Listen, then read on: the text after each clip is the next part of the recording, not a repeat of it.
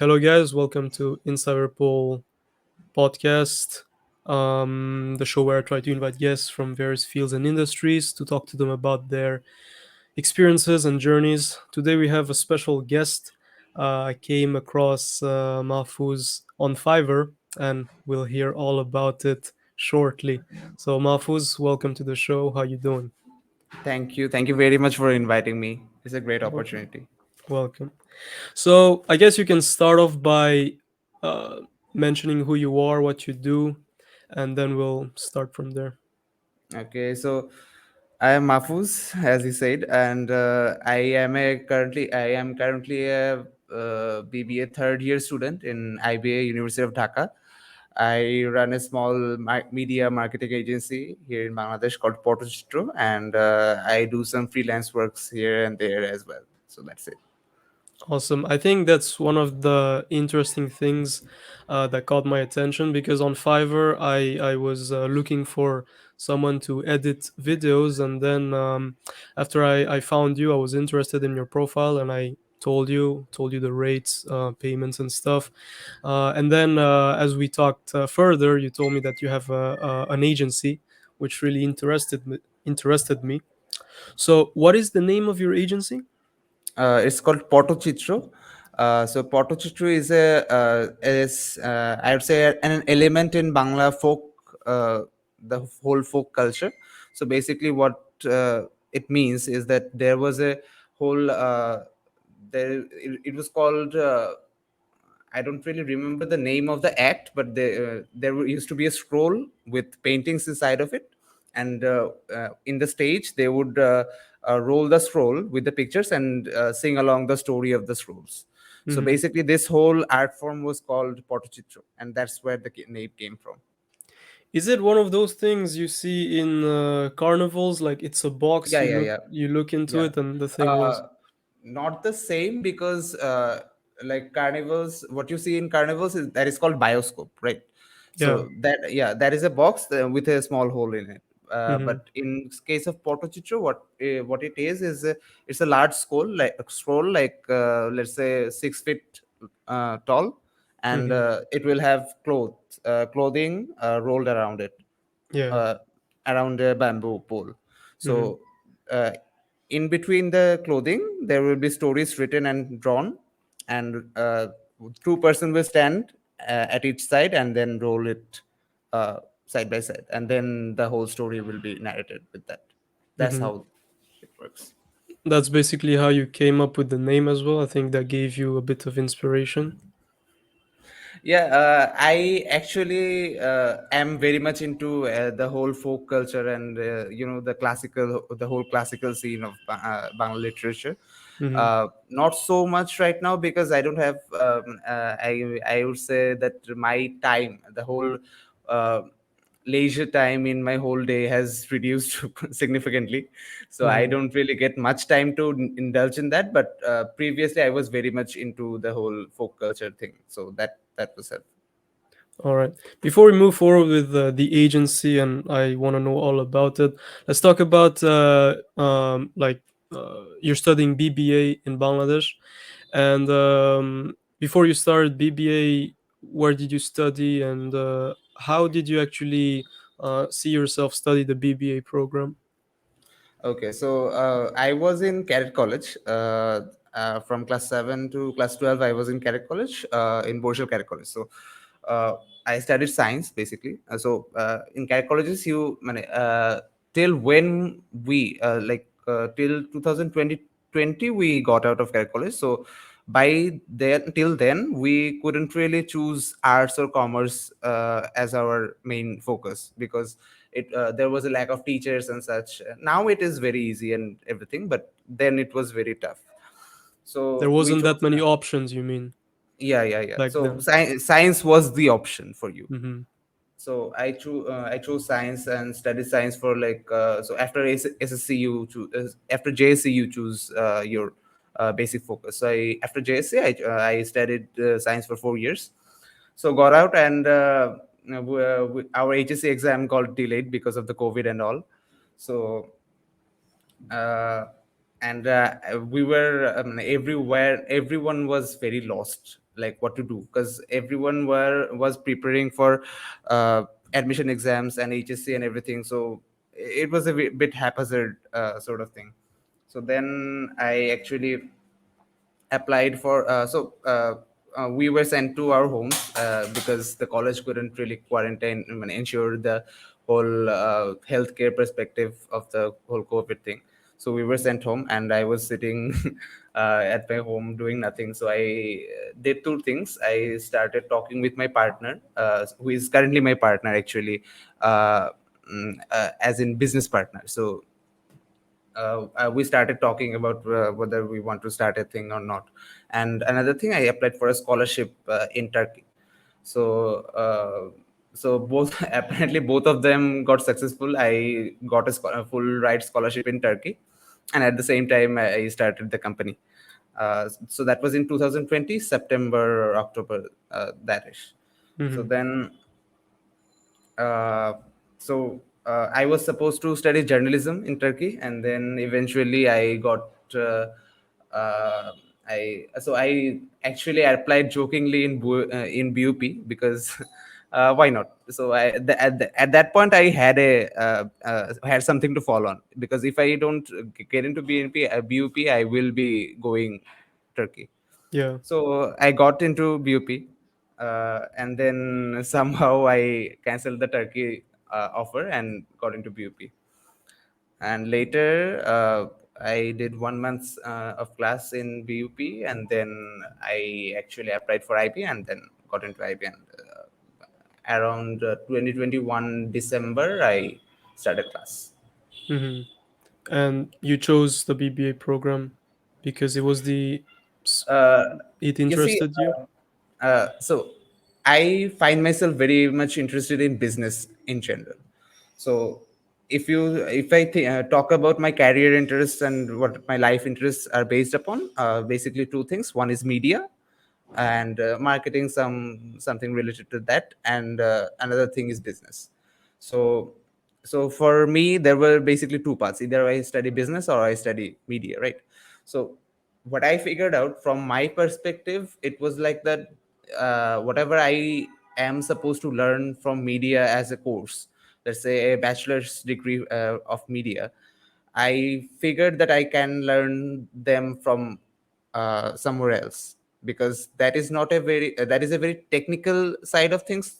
So technical side of things you can learn through tutorials and stuff, and people. But Yeah. when there are stuff like business, these are very subjective, and you learn from people more.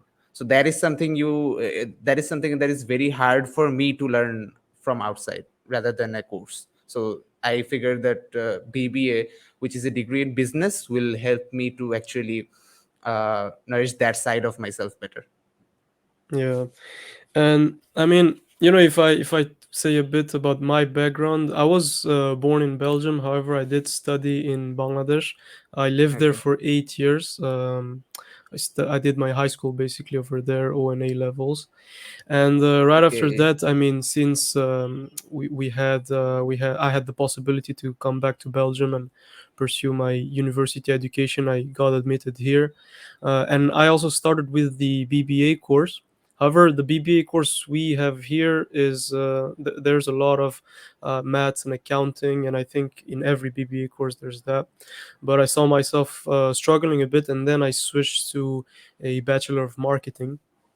Okay. And now I did graduate. I do have a bachelor in marketing now. So since I didn't really spend that much time in Bangladesh looking for a university to get enrolled, really not. I don't have really a lot of knowledge around the admission Okay. process in Bangladesh. So, from your perspective, how is the admission process in Bangladesh to get into a university? And if you want to go abroad, how is that process different from it? Okay. So from my perspective, like I would say I am the lucky one, because I have seen people around me who have been affected by the whole admission process much more and much severely compared to me. So because I think the reason behind this, because I had already secured the whole scholarship thing, so I had something to fall back on. So I was tension relieved. So easily I faced all the exams, and that worked out for me. But for other students, I would say uh, it is actually very tough. You see, numbers wise, the Indian IIT has lower acceptance rate than Harvard, because the Mm-hmm. number of applicants is so much more. Is, I mean, it's unrealistic. So it's a similar case in Bangladesh, because heavily populated country and all. So it is a very tough process, I would say, because so what happens is that for art students who are studying humanities, they have a clear path of clear clear vision that where they are going, because they don't have an option like, where do I study science, do I study humanities, or do I study finance or business. So for art students, they have two options: business or humanities. For commerce students, they have business or humanities. But for science students, all three options are open, right? So Yeah. it becomes a bit tough. And for most universities, I would say for most public universities in Bangladesh, you can't really apply twice. Like, if you finish your HSC this year, you have to apply within this year, and the next year you can't apply. So you will get a one shot chance at every university. So Mm-hmm. that creates a lot of pressure. And it is a very big cause of mental stress among the whole admission candidates and all. Yeah. And when it comes to public and private, is there a huge significance difference in the quality of education and the cost? I would say there's a significant difference in cost, obviously. For example, uh, I would say that that is a so cost wise, it's a very big difference, because public universities, we don't really pay much. I would say negligible. The pay is negligible.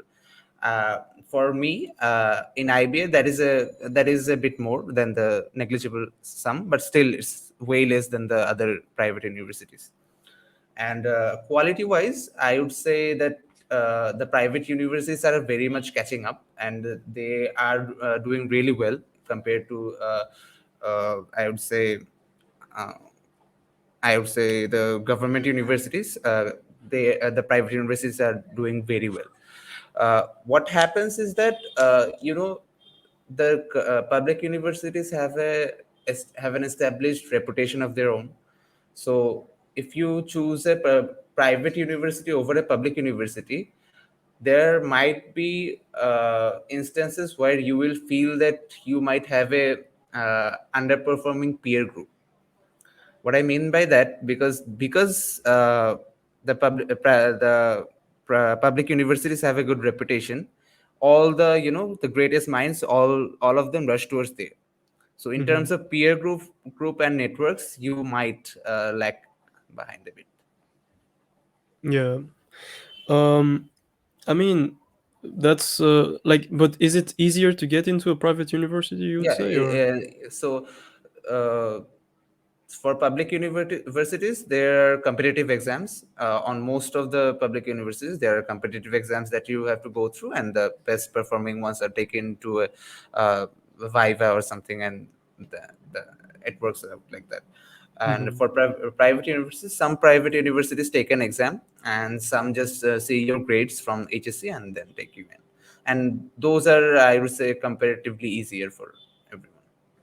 And when it comes to finishing the program, would you say public universities are harder to finish than private, or It, I would say, it really depends on the the subject you're individual taking. or subject? No, I would say subject, because if you put the same individual in private and public, but two different subjects, their experience will be totally different. Because, for example, BRAC University, which is a known private university in Bangladesh. So what BRAC does is, BRAC is very known for its CSE department, computer science. And so if you think about that, computer science in BRAC would be much more uh, excruciating and tough to handle than the other departments in BRAC, right? So it varies subject to subject. Yeah, that's for sure. I mean, from my experience in Europe and America, I see that in Europe we also have, the university I study at is a public university as well. It's all government funded, so the cost is negligible, as you said, as well here. But it's definitely tougher to graduate because the level of education is much, I would say, harder. But especially for the BBA program at KU Leuven, the one that I started. It Okay. was pretty hard to graduate. We had just a handful of people that were able to graduate after 3 and 4 years. So, and a lot of them either drop out or switch courses. Why did you choose to stay in Bangladesh over Turkey? Uh, so this is a funny story actually. So when I applied in Turkey, it was I mean I wasn't very serious about it because I had nothing to do. So exams are delayed. So what to do? And I applied for Turkey, and I started wanted to study journalism because that is in the whole media section of things. So I applied for journalism in Turkey, and I got in. That And was a why very was good it opportunity. Turkey and not somewhere else in Europe? Oh, it's just because they were offering. Hmm. you know the other countries you have to go through a long process, you have to face SATs and everything. So Turkey has a scheme where you can where you can apply and without SATs or IELTS, and you can actually take a year to learn Turkish and then study in Turkish. So I had Hmm. nothing to do then. So I applied for it, and then when I got accepted, I there was two things that actually poked me. One was that I had to spend another year to learn a language which I might not be able to use very much in future, right? Hmm. And secondly, if you see the political condition of Turkey, studying journalism in Turkey is like suicide. Hmm. So, so makes those two actually differ me from Turkey. But you did get a full scholarship. Yeah, it was a full ride. So Hmm. my passport was even in the embassy. So uh, for visa processing and everything, so I took it out and then got into it. Yeah, I mean Turkey is, and was it going to be in Istanbul or in another city? It was close to Ankara, Ah, which is the capital. hmm. All right. Yeah, you know, you've compared Harvard and like Dhaka University, I suppose. I was talking about IIT Delhi. IIT Ah, Delhi is in India. Yeah, yeah, yeah, an Indian university and Yeah, to Harvard, yeah, but that's for sure because it's overpopulated. But yeah, yeah, at the same time, there's a lot of universities. I don't know the numbers, but I don't want to misinform. But I think there's like 1 million universities in India or something. yeah, But I don't think in Bangladesh there's that many in Bangladesh, but there's quite a lot, like a lot of like single building establishes yeah, themselves as a university. yeah, One of them, which I really noticed, like when I was studying in Bangladesh, was Daffodil University, which is yeah. like extremely common. So what's your perspective on a university like this? Would you have a good job coming out of with a bachelor or a master from a university like Daffodil?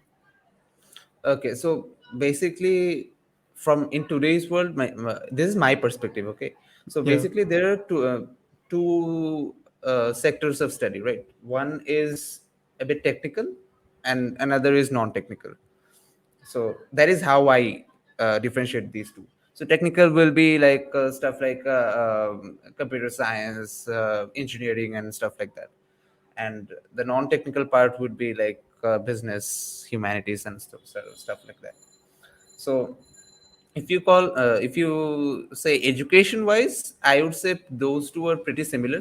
The public universities and the other private universities, those are pretty similar because the same faculties they actually teach in both of them, and then There are some extra faculties and everything.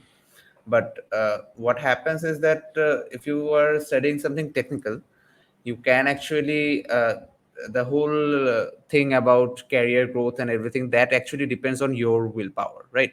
If you want to learn coding, you can learn coding. And if you are studying coding and side by side practicing coding on your own, that will be the best result and best outcome, right? So for technical studies, I don't think it matters much if you have the willpower in yourself. For the non-technical subjects, I think that matters, because the that peer group again, because you will get to meet better people in the more established universities. And for subjects like those, these things matter a lot, because number one, connectivity; number two, you get to learn about different perspectives and all. So for different for two different sort of studies, there are two different options. Hmm. Yeah, that's for sure. So now let's and you mentioned that you're in your last year. So how is it going? You see yourself graduating this year, or? So I am in third year, so I have another year left. So basically, Hmm. 4 semesters I have left. All So right, probably in 2015, I should be. all right, Sorry, 2025. I 25. should Yeah. be Yeah. graduating. Um, and I think in Bangladesh the BBA programs are 4 years, if I'm Four not years, yeah. mistaken. Yeah. 4 years. I think in Europe most bachelor degrees are in 3 years, three yeah. years. Yeah, we don't have that first year of preparation or choosing courses. We really have to do whatever they teach. Basically, that's also a difference. I think. I don't know if in Bangladesh the first year is used to select courses that you want to study and look into. Okay, so BBA, for example, the IBA BBA, what I am doing right now, Mm-hmm. IBA from Dhaka University. So there you study the first 3 years, take basic courses like everyone else. So those are finance, marketing, management, all the courses you can take. You have to take. Those are actually mandatory. And then the last year, you get to choose your major. So basically, there are a couple of majors: marketing, finance, management, HR, and then you have operation management and everything. So these you can choose a major, and then the last year you can complete your studies Mm-hmm. according to that. All right. You mentioned you've always had an interest in business and stuff like that. I think everybody has an interest in business, but it's those that really want to go deep into it and people who really want to start a business that end up doing it. So, where do you think your interest stemmed from? Uh, I don't really know where my interest stemmed from, because from the core, I was actually a filmmaker. I actually, what I wanted to do was make films, Mm-hmm. right? So uh, time went on, and I realized the reality of things and figured that if you can make a business out of it, then it's viable, or else it's not. Because if you consider the whole creative industry of Bangladesh, it's very, it's not great. Mm-hmm. So if you can make a business out of it, then you can survive with making films and everything. So that's where it started from. It started from a necessity, and now I'm really interested in it. So that's how it came. And when it came to filmmaking, have you realized any projects when you were younger? Sorry, Or can how you go did again? your interest in filmmaking start? Did Okay. you do any projects on filmmaking, stuff like that? Okay, so actually started very late. So in 2018, I finished my SSC, which is grade 10, right? So you finish 10th grade and then face SSC. So SSC, after SSC, there is a very big gap for like 3 or 4 months. So I was gifted a camera by my sister, elder Hmm. sister. Uh, so I started taking photos just out of curiosity, and I started photography. And then I went to college again to study 11th grade. So my college is residential, right? So I was there, and it's a I would say semi-military institution. So we had competitions. There was a competition named CAD, which stands for current affairs display. So you were supposed to make a story and everything, a whole presentation out of a current issue. It was a 1 hour long presentation, and each team will consist of 100 people. So it is a very 1 month long and very, I would say, a very Intensive. yeah, intensive. Yeah. So the final presentation is 1 hour, but you work 1 month for it. We would make our own props and everything. So there would be a multimedia section of the whole thing. The multimedia section would have people acting out events, and whole slideshows of data, and supporting slides for speakers and everything.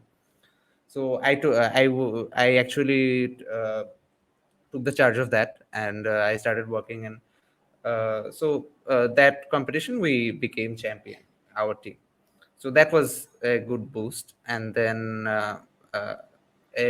two people from immediate senior batch of mine, they were working in on a college promotional video. So our college needed a promotional video when new students were entering into the college. They were shown a video made by BTV, which is very old, basically. Mm-hmm. So they needed a replacement. So they decided that, okay, we won't hire anyone. We would appoint the cadets, the current students who will do it. So those two were working, and a Friday afternoon, I helped them out with something, and they took me in Mm-hmm. as a teammate. So that's how the whole filmmaking thing started. That project we worked on about another 6, maybe a year. Yeah, we worked another year, and that was a very good result. And then as they were my immediate senior, and they were in the final year, so they left the college after 1 year. And then I sing. So I that was so then I was by myself, and I made about 6 to 7 documentaries on my college by that time. And Mm-hmm. if you know someone from Carrick College, you can ask them. And it is very hard to handle electronics in Carrick colleges, because though it's legally not allowed to have electronics, so I would have to get special permissions to have In what electronics. sense electronics, like camera gear and stuff like that? Yeah, camera gear, phones, anything electronics you can't use. Mm-hmm. So I had to get special permissions and everything, and so outside of the regular schedule and everything. So that was a very fun experience for me. And then after I got out, then I met my business partner, and then we started the whole thing. Yeah. I think because I used to hear about students in cadet college, and I always heard that they were really disciplined and uh, and stuff like this, not being able to have a phone. And could you go back in the weekend back home? No. So basically, you would have 90 to 100 holidays in the whole year. So 92. yes, Uh, sorry, 90 to 100. So it is a okay, range. around So 3 months. sometimes, Yeah. yeah, yeah. So 3 months, and so the total number of vacation days will be summed up to that. And generally, there are 4 vacations. So summer vacation, which would be around 15 to 20 days. Winter vacation, 15 to 20 days. Then yeah, the Eid al-Fitr. So that would be Eid around holidays. Yeah. yeah, yeah. So that would so Eid al-Fitr would be around 35 to 40 days, and the other Eid al-Azha would be around again 15 to 20 days. So the whole sum has to be under 100, right? So Hmm. those times you can go to your home and enjoy, but at the other times you have to stay at the. Well, I mean, especially in this day and age where social media is so much in use, I think it's pretty hard to be a student studying. What do you think? You see, uh,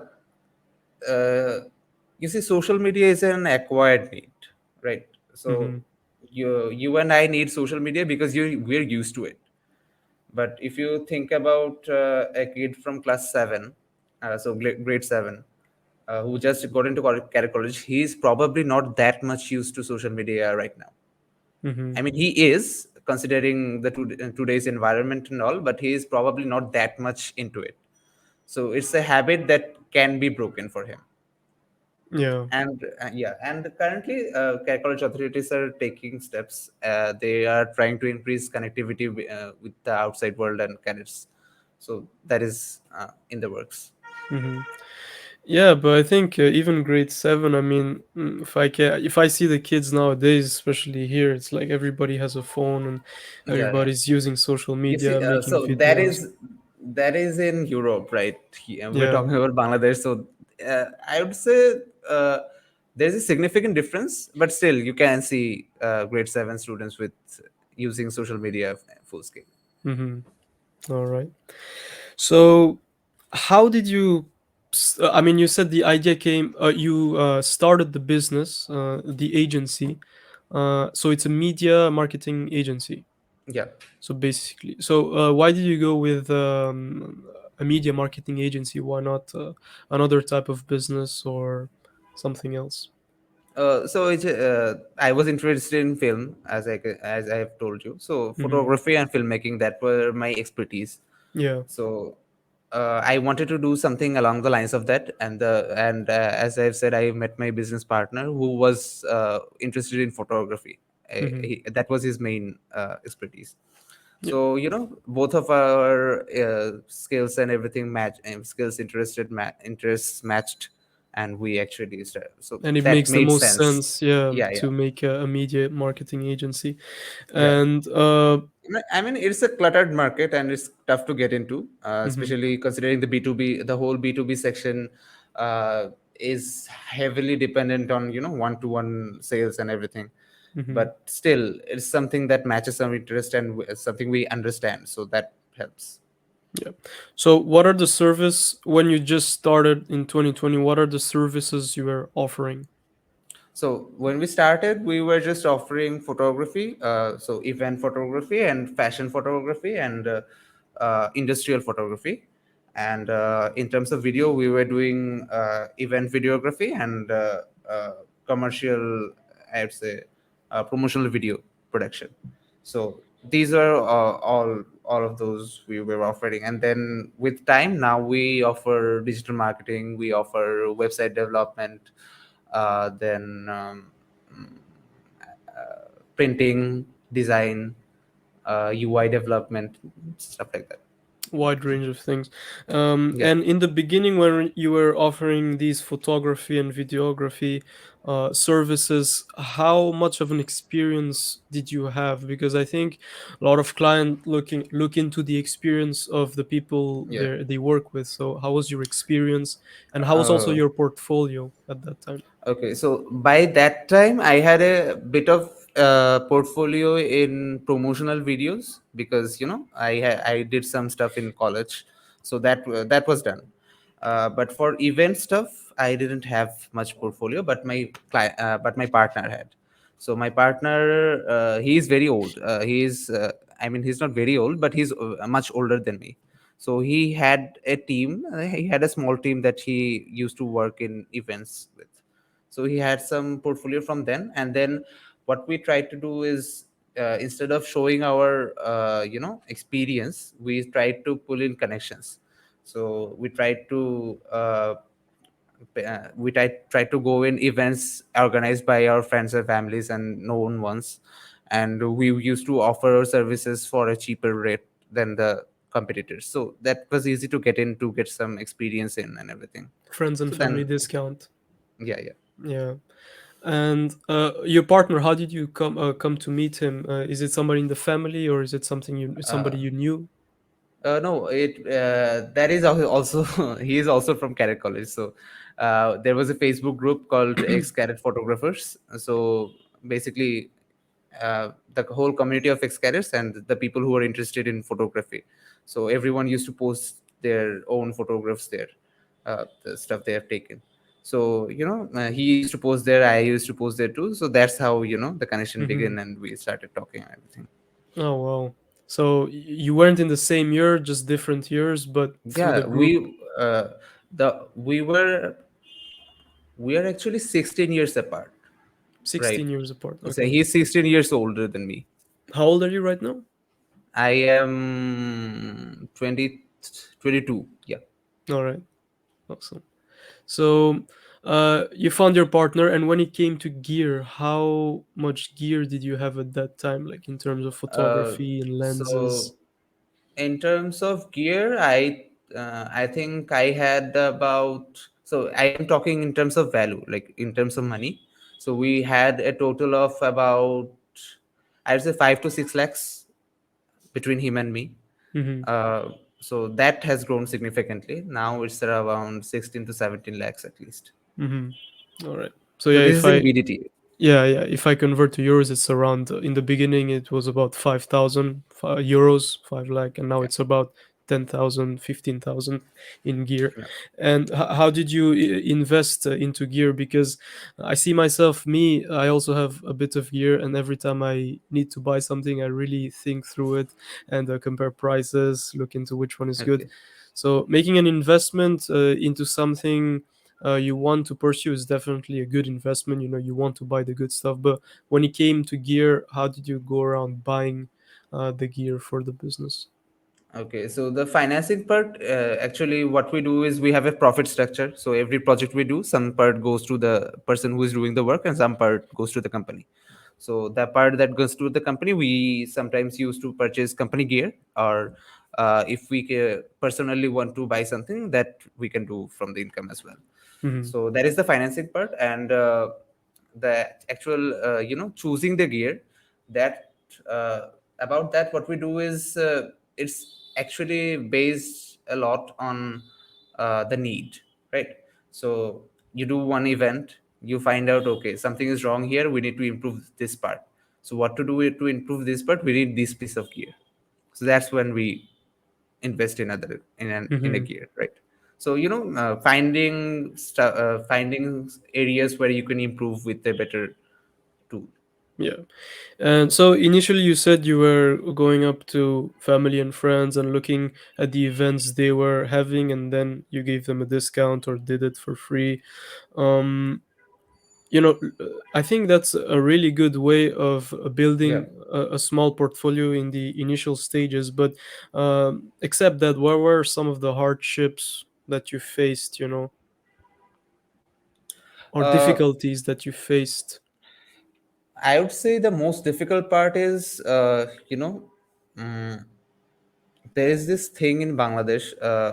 So in the B2B markets where you sell business to business, right? So there is no standardization of prices and quality.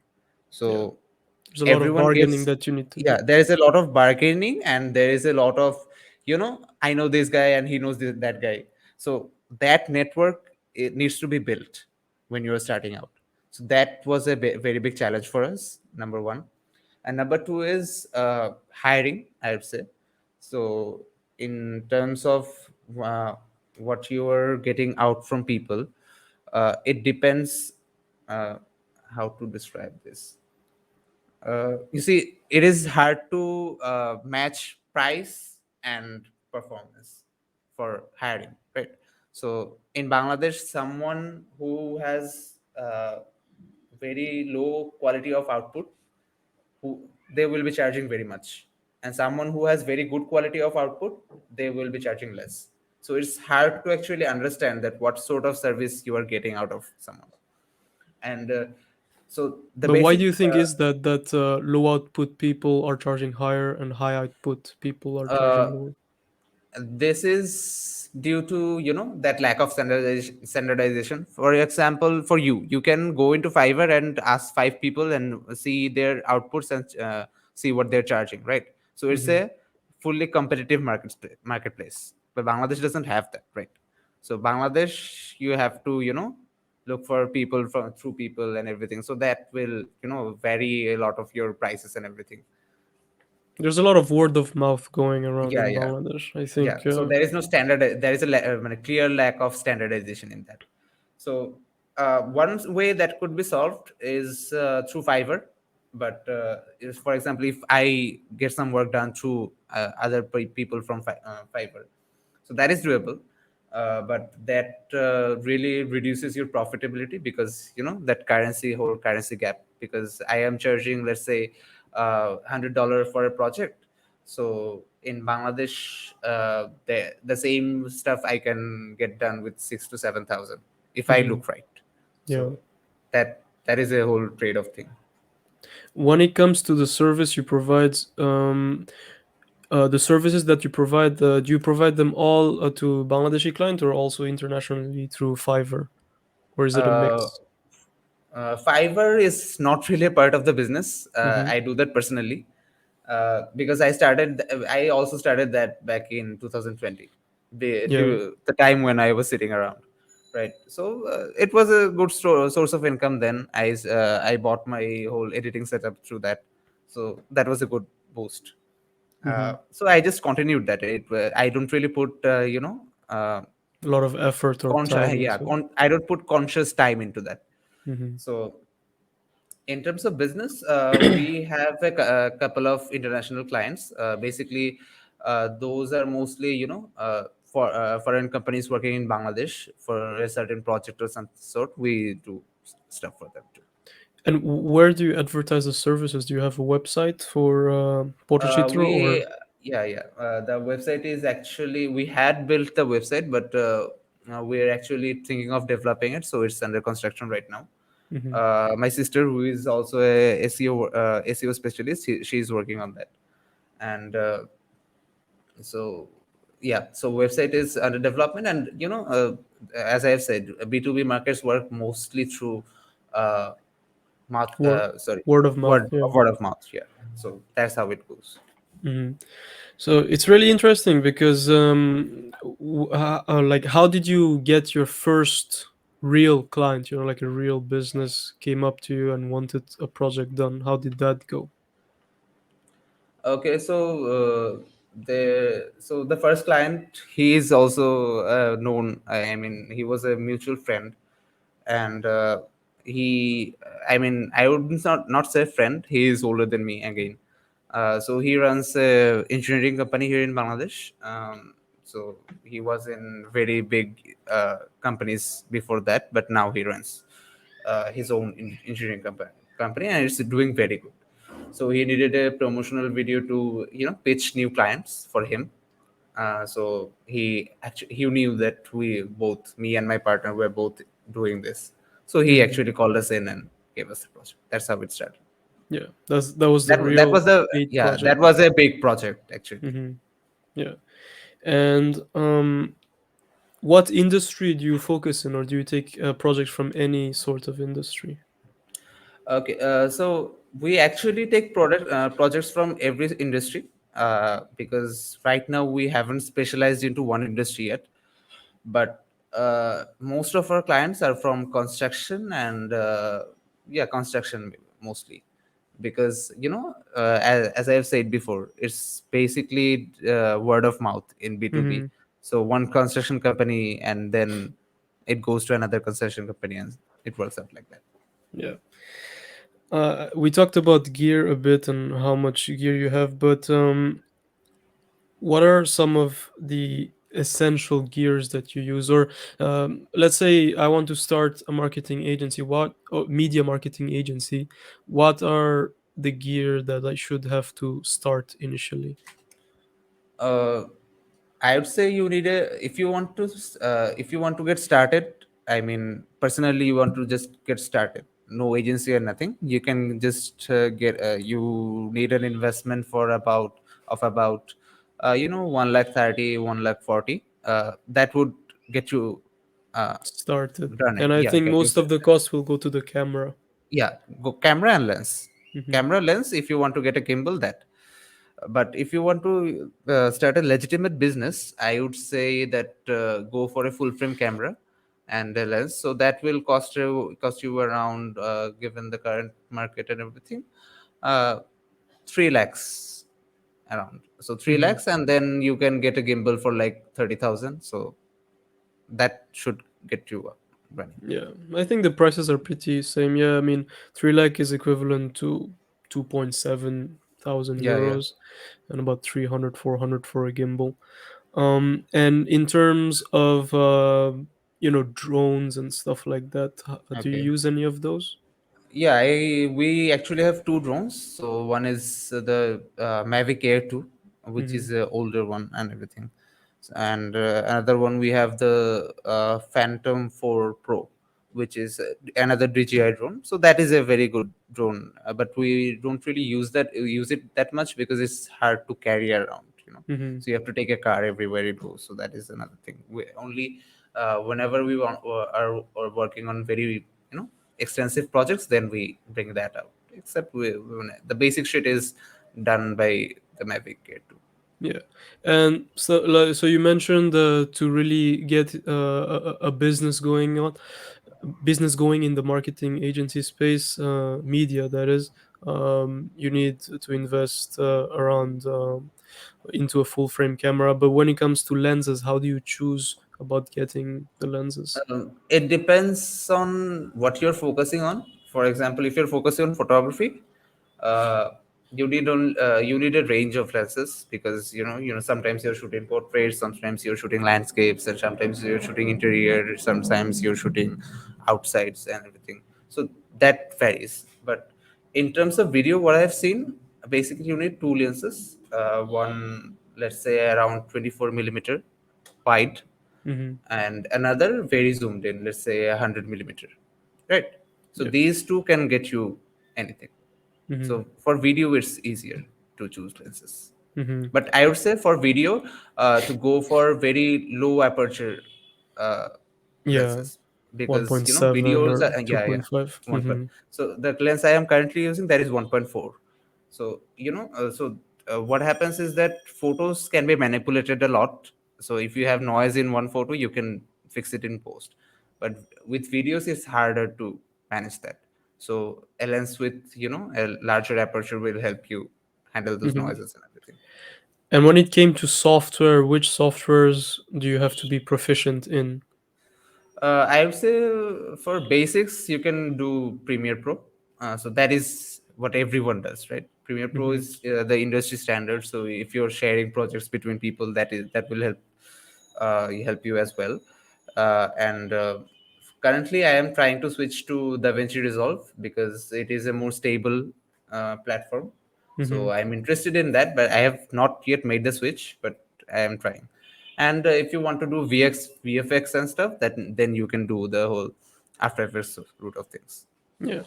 I never really got around learning Premiere Pro. I started on Premiere Elements, Okay, okay. but then I moved to a Mac, and there I used the Final Cut.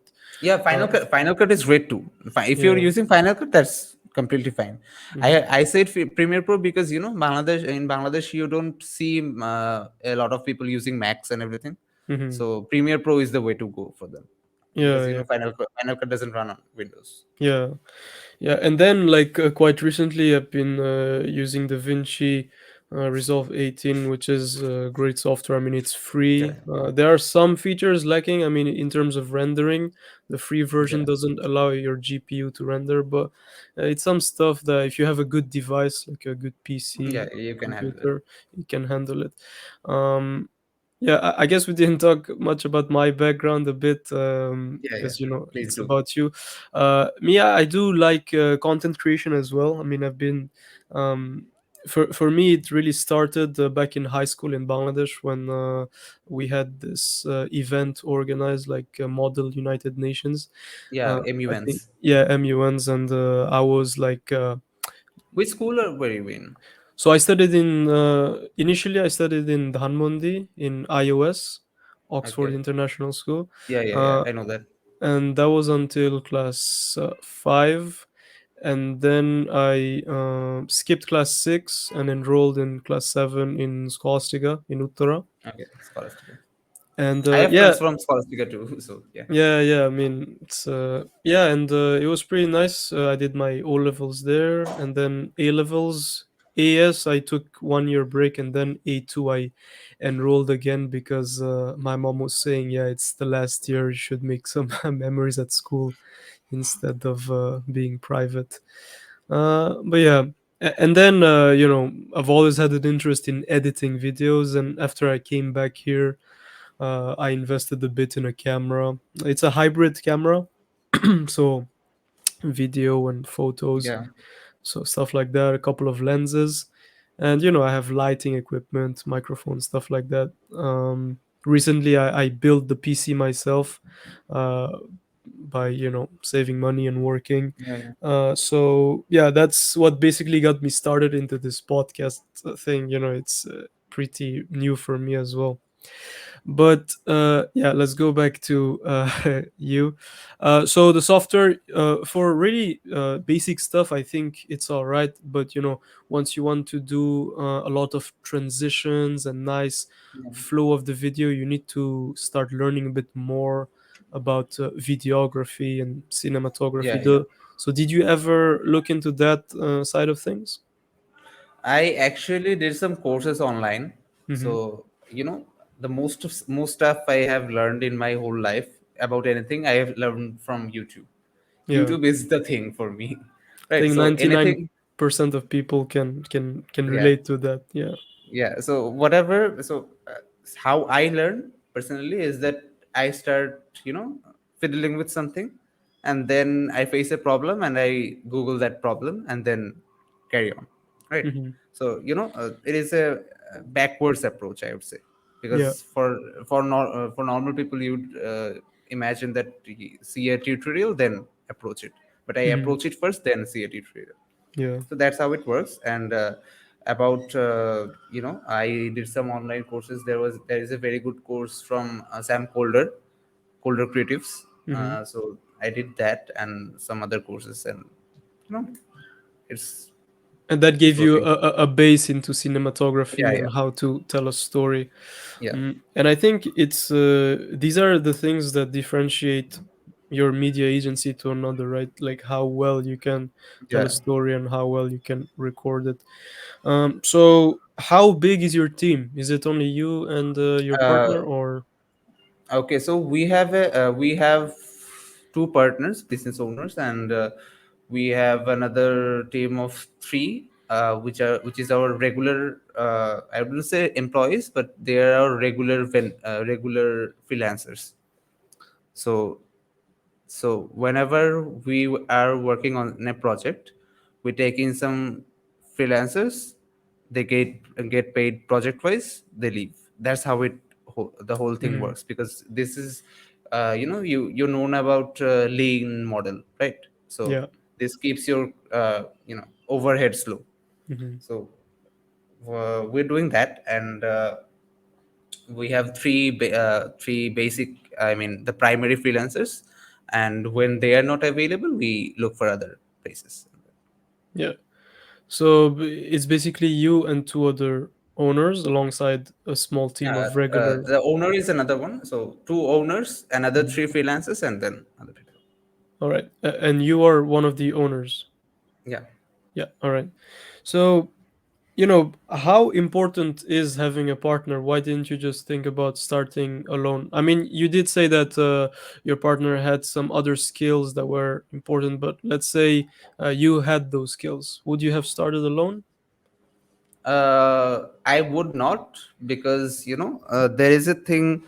Uh, when you're taking discussions, it is important for someone to object your opinions, right? Mm-hmm. Someone needs to stand against your opinions, because that's when you actually think about what you're thinking, right? Because Mm-hmm. if you are not like if no one really blocks you from doing something, you don't really think about what you're doing. You So wouldn't someone needs think to if keep your you in idea check. is good. Yeah. Yeah. And if in terms of skills, you can never have enough skills, right? You can Mm-hmm. always do something else. You can always learn something new. So when you have another person, it becomes easier, because as one person you can never learn everything, right? So something has to come from there, something has to come from here. Mm-hmm. So it is quite important to have uh, Yeah, I people would say so. around you in the business area. And how? I mean, I think it's a pretty easy answer, but I want your perspective. Uh, how do you actually choose a partner? Instead of the skills as well, what else do you look into a business partner? I would say, vision. So apart from the skills alone. I would say your visions have to align, because if your partner is trying to do something with the company and you're trying to do the opposite thing, that won't work. So Hmm. that is very important. And another thing is communication. There needs to be transparent communication between the partners, because you're running a whole company together, and it's like running a family. So if you're not communicating with each other, and there will be discrepancies and problems will come. Did you ever have arguments? And No, not really. Not with myself, but there were instances of other stuff that I don't really want to talk about. So yeah. Mhm. All right, no worries. Um, but you know, when you go about having differences in a decision, how do you go around handling it? Like differences in Uh, opinions. So with a specific project, you want to go this way, your partner wants to go this way. How do you come about? Do you yourself um, go back and put your expectations lower to get the project going, or do you guys talk it out, or what do you think is the Okay. best? In terms of conflicts, it's like you win some, you give lose some. So both of us has to think about what we're thinking and what will be the consequences of each of our decisions. Hmm. So that is that. And in terms of, yeah, as you have said that lowering my expectations. So there is a balance of ambition and practicality, Hmm. right? You want to, so every project you do, you want it to be your best one, right? That Yeah, is a how it perfect goes. project. Yeah. But at one point you have to decide that okay, it's time to let it go, because you can't really spend years and years on one project. That is Hmm. not just practical. So yeah. Yeah, and of course it comes from experience. Your first project will never be the best. That's just the reality of it. Yeah, and my question was mostly from a perspective of a perfectionist. You know, a lot of people want to do the best thing they can do, like with the best gear, with the top quality thing. But I don't think it's realistic. And people who go into this industry should understand that as well. That your first project is never going to be the best. So getting it done is better than trying to do the best of Definitely. it. And I would say that for starters, getting it done is more important. Hmm. For veterans who have done it for a long while, they can focus on perfection more. Hmm. Yeah. Um, I skipped this question about gear. What are the top five most expensive gears that you have? uh, Between the company, the most expensive will be, we have a A7S, sorry, we have a A7R3, Hmm. which is about 3.5 lakhs. Hmm. We have, That's a full frame camera. yeah, yeah, that's a full frame camera. We have Yeah. a lens. I don't remember the exact configuration, but the lens is about 180, Hmm. 180,000, and the Phantom Drone. 4 drone, Hmm. that is 200,000. Um, I, I mean, camera gear, Yeah, how it yeah, works, yeah. right? It's always around 2 and 3 lakhs. Yeah, That yeah. is the range it hovers around. So basically, stuff like that. It's My basically camera everything is, is yeah, yeah, expensive. That's the thing. yeah, yeah, yeah. Yeah, everything is So there expensive. is nothing that stands out. Everything is Hmm. on the same level. Yeah. And do you actually have an office? Do you rent an office, or do you do this Uh, remotely? we do most of the stuff remotely. We have a temporary studio set up in my partner's residence. Hmm. So in terms of shooting and everything, uh, if we have to do something like small scale shooting stuff, then we do it there. Or if we have to do large shooting, then we rent a studio space. And personally, I share a small room in with my sister, which is we call the office room, Hmm. where we both of us work. That is, And I think you mentioned your sister is an SEO. She yeah. knows SEO, and so she's also in the business from time to time to help out. Yeah, she is actually into design as well. So some of our design projects and the web development and handling process, we bring her in to Hmm. help us out. All right. You mentioned that your team consists of freelancers. In the near future, do you see yourself recruiting an individual to do the tasks, or do you think that on the long term you'll stay with freelancers? uh, you see, there's this whole debate of efficiency versus lean model and everything. So yeah, well, at one point you have to hire someone full time to do the stuff for you, because uh, for completely, for an example, let's say I am doing 6 projects a month, and I am so a, let's say a full time video editor costs me around 30,000 a month in Bangladesh, Mm-hmm. just a hypothetical number. So 30,000 a month, and I am doing 6 projects a month, which and if I do it freelance wise, I pay 5,000 to every editor for every project. Mm-hmm. Now, if you think about it, till I am doing 6 projects per month, I am spending the same amount, 6 into 5, 30, and 30,000 in uh, full time employer. So same amount. But whenever I am doing another project, seventh project in one month, then I am spending 5 into 7. That is Yeah. 35,000. Mm-hmm. If I'm going with freelancers, but in Yeah. full time, I am still paying 30,000. Mm-hmm. Yeah. Yeah. So that is the point when you need to hire someone. Mm-hmm.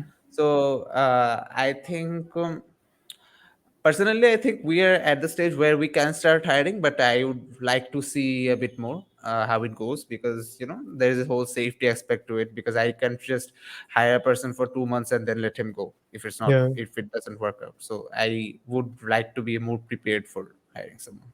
Mm-hmm. And when it comes to the because I guess it's a general question that I have regarding Bangladesh, because I have a pretty good idea of how I need to start a company here in Europe or Belgium. But how do you actually start a business in Bangladesh? Is it where do you register, or how difficult Okay. is it? It's pretty easy. I mean, if you so basically for sole proprietorship and partnership businesses, these are pretty easy. You have to have a business address, and so let's say my address is in Dhaka, so I have to go to the Dhaka City Corporation and ask for a registration form. You have to have a what is it called? TIN number, so tax identification number. You have to have a personal tax identification number, which will be linked to the business, Hmm. right? So you get a registration number of the business, and you're off. That's- It's pretty straightforward. I think Yeah, it's yeah, almost the same as here. yeah. But when it So comes for to for the LLCs, for yeah. LLCs, you have to put in a bit more effort. I'm not sure about that yet, but Hmm. we'll see. Yeah, I guess LLCs are a bit more complicated. Then, when it comes to a cost perspective, do you have to pay any fees when you're You have to opening? pay taxes and opening fees, not that much. It's a very small amount. Mm-hmm. But in terms of regular, you have to pay regular taxes, one, and then there is a holding charge, I figure. But I'm not really fully sure about that, because this part I don't really handle myself. Mm-hmm. But actually, it is pretty cheap, I would say, compared Yeah. to. And when it comes to finances and the tax aspect, do you handle it? Like, do you freelance it to do your taxes, or? No, I am studying business, and I have friends who study law, so most of the stuff I can figure it out myself. Mm-hmm. If I want. So I call it in a friend, to say let let's take a look at it. Yeah. He takes a look at it, and it's done. Mm-hmm. So it's been 4 years that you started this. Where do you see yourself going in the long term? Do you want to So go we actually full? started operations in 2021, Mm-hmm. mid 2021. So we started talking in 2020 ish, Mm-hmm. but so it's about was 2 years of operation if you consider 2021 June to now June. Mm-hmm. So that is 2 years. So yeah, it's hard to say that, well, where this is going in 2 years, but I hope this will be something big. And probably in terms of myself, uh, after my graduation, I'm not really sure that I will be joining Porto, or you know doing something else and then staying as an investor. But what happens in the next 2 years will tell that what I'll Hmm. go to do. Yeah. And in this 2 years, how many clients or how many projects? Can you give an estimation of um, the amount of projects that you've taken? Okay, so we have around 40 business clients right now, which are recurring business. So regularly on and off we are working for them. And individual clients come and go. We don't have really a tab on them because Hmm. individual clients are, because it's hard to keep tab on one people because it's not recurring revenue, right? It Hmm. comes one time and it's gone. So business wise, we have around 40 clients right now. And when it comes to those 40 clients, how do you go about getting a contract? Because it seems like it's a retainer contract that they are subscribed to you for X number of years, or? Uh, no, they're not. They don't have a retainer contract with us. But once you have done something for them, you have learned their whole system, right? So how they work, how so where which strings to pull, what quality do they like, what sort of animations, what sort of visuals they like. So you have done the research. It is done, right? So the next time when they go to hire a company, if they hire a new company, they have to teach the whole thing again. They have to go through that process again. But if they hire us, we already know the procedure, we already know what they want, so it's easier for them to hire us again as well. So that's how it goes actually. Hmm.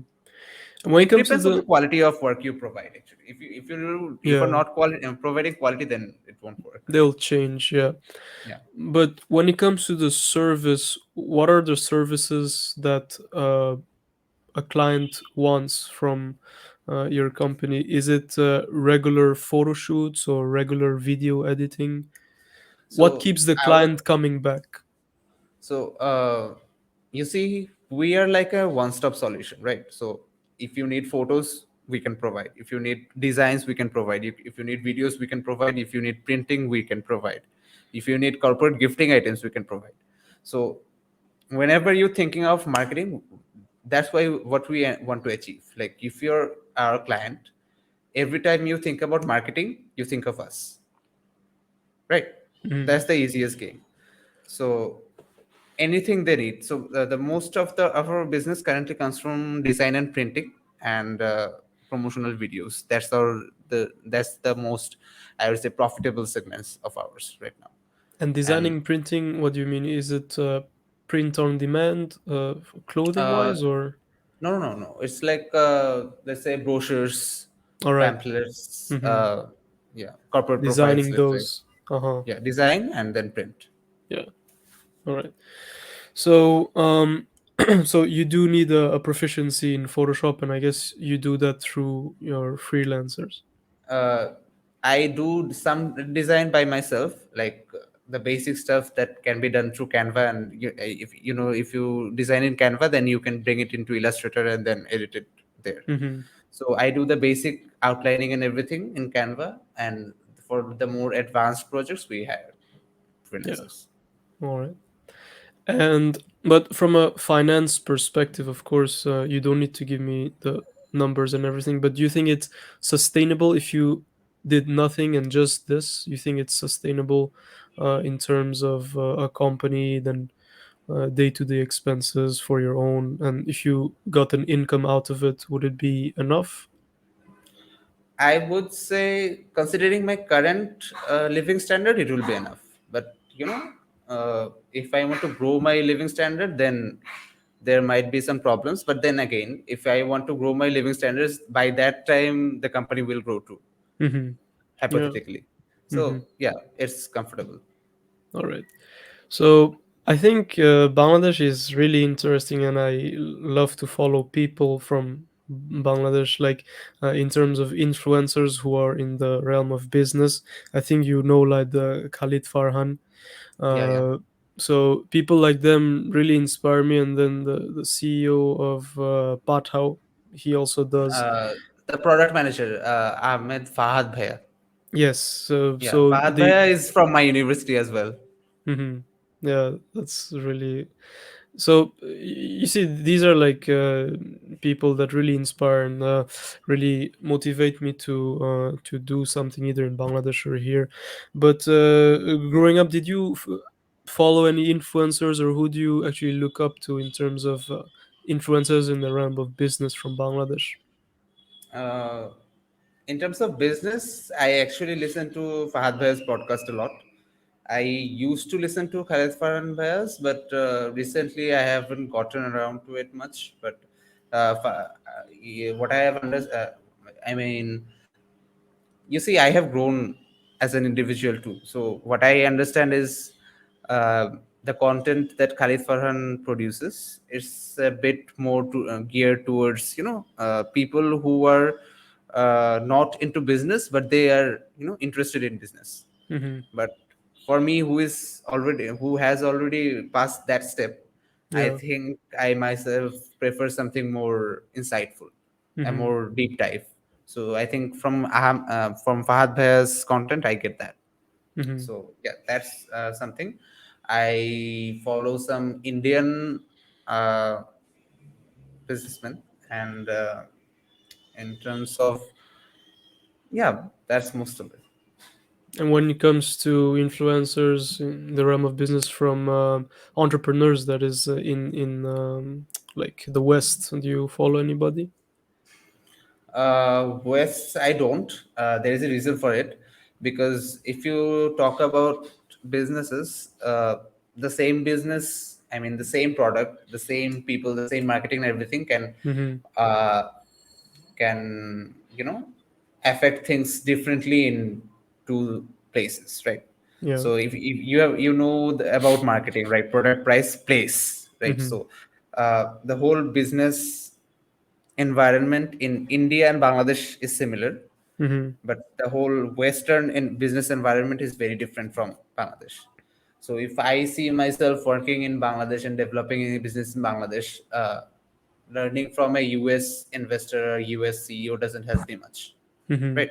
Because That's for they sure. live in a different environment, they think differently, they provide solutions for a developed economy, Mm-hmm. but that is different from a solutions of from the solutions of a underdeveloped economy, right? So that is it. Mm-hmm. Yeah, for sure. But I guess to an extent, you can get inspired from a lot of the Yeah, yeah, stuff they say. inspirations is Yeah, obviously. yeah. But to follow them, to actually learn something and then to apply in your own business, I think locally following the Yeah. yeah. Um, and I guess when how do I say it? Since it's a media marketing agency, do you look into social media influencers to put into your promotional videos, or is it something you don't look into? Using Okay, so influencers in your agency. currently what we're doing is so the whole marketing stuff, right?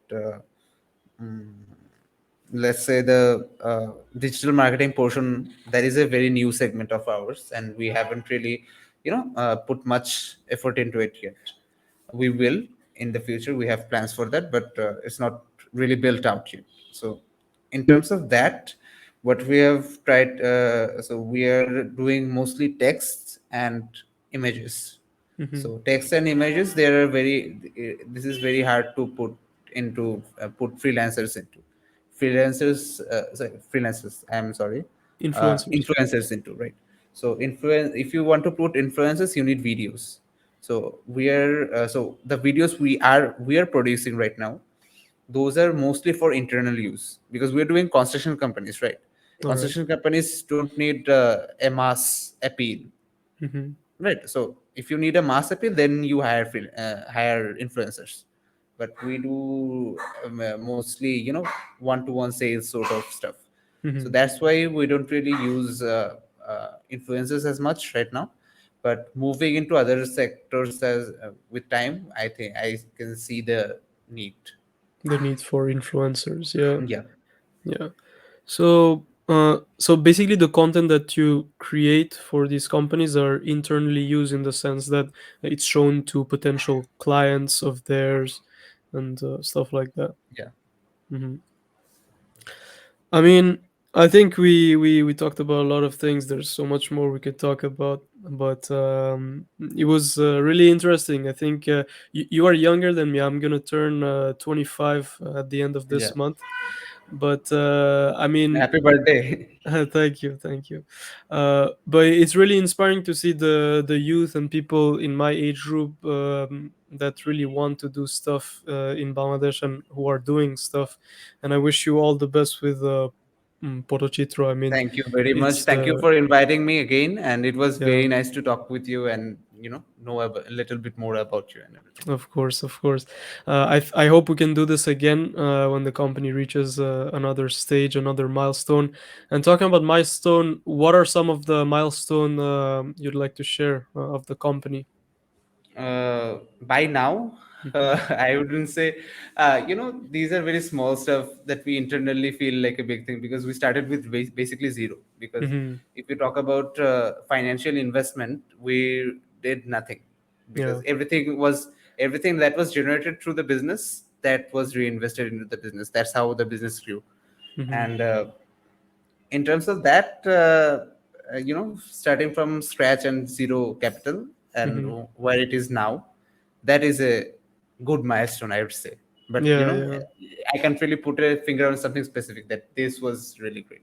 I would Hmm. say that this is how it is going is very good. That's it. Yeah. Yeah. I think a small question I skipped is when a new client comes up, how do you go around providing them a tariff or a cost aspect?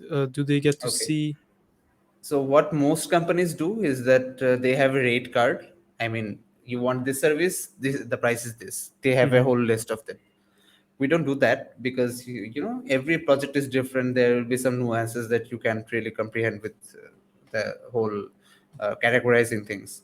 So what we do is we listen to their brief and we take a day or two time and then we provide them the costing. And there are there are there is a list of heads of cost in any project.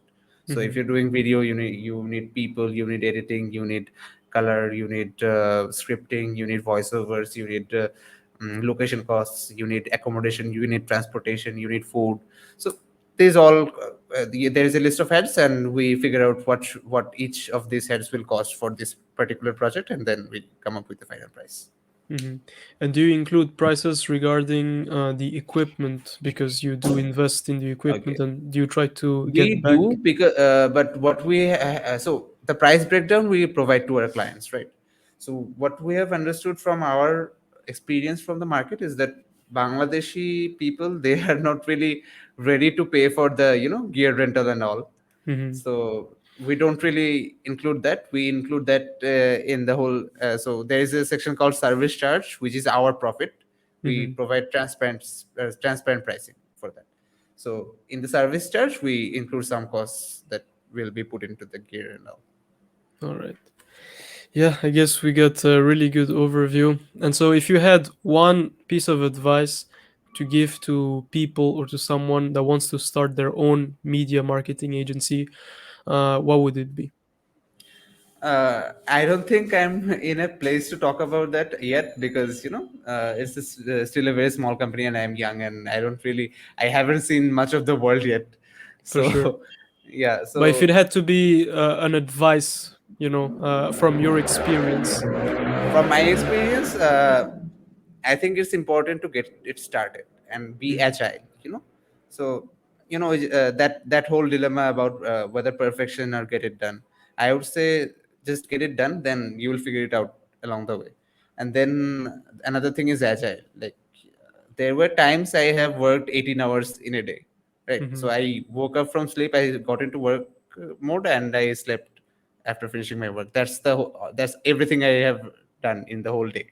Yeah. Right. So so you have to put in very long hours sometimes if you want to build a business of your own and everything.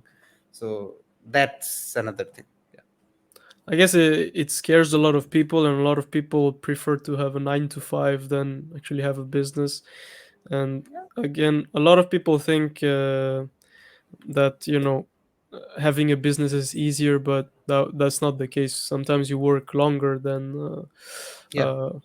employee contracts. Uh, Yeah, I think it was amazing. I've definitely learned a lot, and I hope the business keeps on growing, and that we can do this again sometime soon. Mahfuz, it was a pleasure to have you, and Same here. Thank you for having me again. awesome. See you. See you.